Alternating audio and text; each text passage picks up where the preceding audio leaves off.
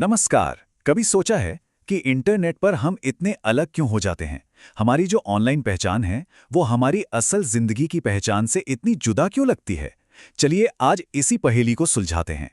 और पता है, ये एक लाइन ना पूरी कहानी का सार बता देती है। हो सकता है असल जिंदगी में हम कुछ खास ना हो, लेकिन इंटरनेट पर तो हम सब ज्ञानी बन जाते हैं। ऑनलाइन दुनिया एक ऐसा स्टेज है जहां हम वो किरदार निभा सकते हैं जो हम शायद हमेशा से बनना चाहते थे। अच्छा, जरा सोच कर बताइए, कभी ऐसा हुआ है क्या? कोई ऑनलाइन दोस्त जो चैट पर तो बहुत मजेदार और बातूनी है, लेकिन जब उससे असल में मिलो तो वो बिल्कुल शांत निकलता है। हम में से कई लोगों के साथ ऐसा हो चुका है। तो असल और ऑनलाइन पहचान का ये जो फर्क है ना, ये एक तरह का भ्रम ही तो है। पर सवाल ये उठता है कि आखिर ये भ्रम पैदा क्यों होता है? चलो सबसे पहले इसी को समझते हैं। तो हमारे सोर्स में ना एक बहुत ही मजेदार किस्सा है। नैरेटर अपने एक ऑनलाइन दोस्त राहुल से मिलता है जो इंटरनेट पर एक सुपर कूल गेमर है, लेकिन असल जिंदगी में वो एक जेनिटर यानी सफाई कर्मचारी है। नैरेटर उसे देखकर एकदम हैरान रह जाता है। सोचिए, ऑनलाइन और असल जिंदगी में कितना ज्यादा जमीन आसमान का फर्क हो सकता है। और देखिए, ये कहानी सिर्फ राहुल की नहीं है, ये हम सब की है।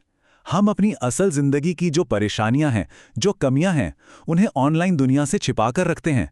फिल्टर्स के पीछे, चमकती हुई तस्वीरों के पीछे हम अपनी जिंदगी का सिर्फ वही हिस्सा दिखाते हैं जो एकदम परफेक्ट हो। तो एक तरफ है हमारी असल जिंदगी और दूसरी तरफ हमारी वो परफेक्ट वाली ऑनलाइन इमेज।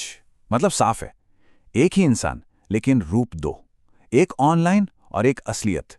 अब इस स्लाइड पे देखिए, ये अंतर कितना साफ साफ दिखता है। एक तरफ है ऑनलाइन अवतार, एकदम कॉन्फिडेंट, पॉपुलर, जिसकी हर पोस्ट पर सैकड़ों लाइक्स हैं।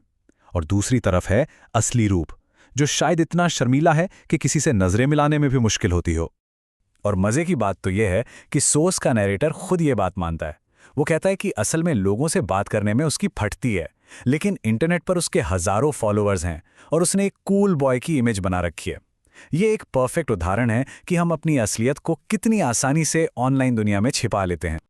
तो ठीक है, ये तो साफ हो गया कि ऑनलाइन हम एक अलग ही मुखौटा पहनते हैं, लेकिन सवाल वही है, क्यों? आखिर हम पर यह कूल दिखने का दबाव आता कहां से है? चलिए इसके पीछे के कारणों को समझते हैं। इसकी कई वजह हैं।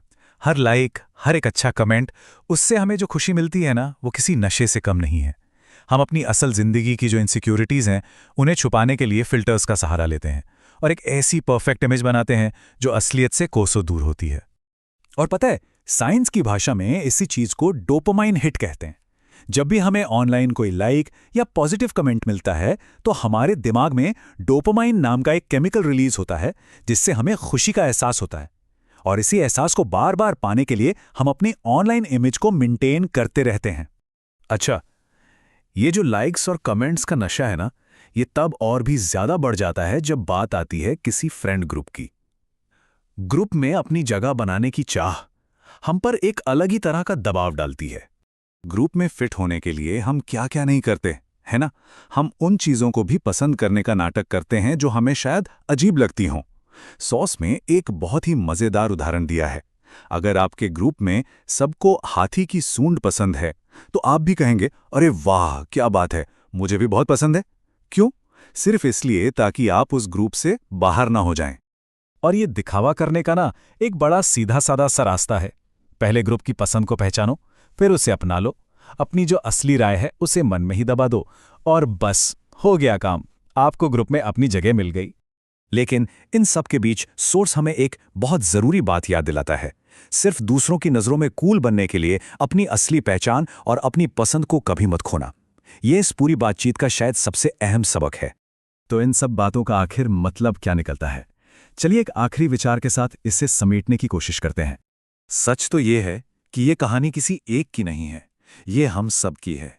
हम सभी को लोगों से जुड़ना, उनसे तारीफ पाना अच्छा लगता है, और इसी चाहत में हम अपनी एक ऑनलाइन पहचान गढ़ लेते हैं जो हमारी असलियत से बस थोड़ी सी ज्यादा बेहतर, थोड़ी ज्यादा कूल होती है। और अंत में ये सवाल सोचने के लिए है, इंटरनेट पर परफेक्ट और कूल दिखने की इस दौड़ में कहीं हम अपनी असली पहचान को ही तो नहीं खोते जा रहे? इस पर सोचिएगा जरूर।